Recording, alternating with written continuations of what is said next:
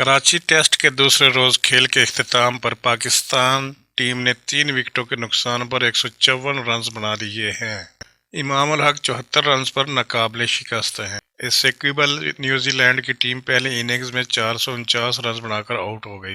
اعجاز پٹیل اور meat Henry کے درمیان آخری وکٹ پر 104 رنز کی شراکت ہوئی۔ پاکستان کی جانب سے عبداللہ شفیق اور امام الحق نے اننگز کا آغاز کیا، جو زیادہ دیر تک ٹیم کے لیے رنز نہ بنا سکا اور قومی ٹیم کی پہلی وکٹ 27 رنز پر گر گئی۔ میٹ ہنری نے عبداللہ شفیق کو 19 رنز پر کیچ آؤٹ کرایا، جس کے بعد پاکستان ٹیم کی دوسری وکٹ 56 رنز پر گری۔ شان مسعود 20 رنز پر اعجاز پٹیل کی گیند پر کیچ آؤٹ ہوئے۔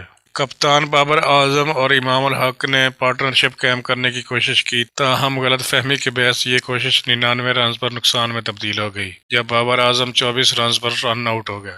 پاکستان ٹیم نے دوسرے دن کھیل کا آغاز اچھے انداز میں کیا اور 9 گیندوں بعد ہی پہلی اور مجموعی طور پر نیوزی لینڈ کی 7ویں وکٹ حاصل کی۔ فاسٹ بالر نسیم شاہ نے ایش سودی کو 11 رنز پر بولڈ کیا۔ پہلے ہی سیشن میں نیوزی لینڈ کے 340 کا سکور پر ابرار احمد نے نام بلنڈل کو 51 رنز پر بولڈ کیا، جس کے کچھ ہی دیر بعد ایک مرتبہ پھر ابرار نے پاکستان کے لیے وکٹ حاصل کی۔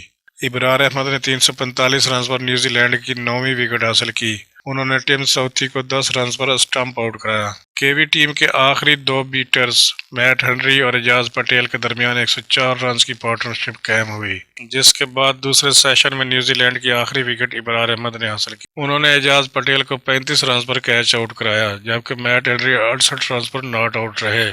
پاکستان کی جانب سے ابرار احمد نے 4، نسیم شاہ اور آغا سلمان نے 3 وکٹیں حاصل کی۔ کراچی ٹیسٹ کے پہلے دن نیوزی لینڈ نے پہلی اننگز میں 6 وکٹ کے نقصان پر 309 رنز بنائے تھے۔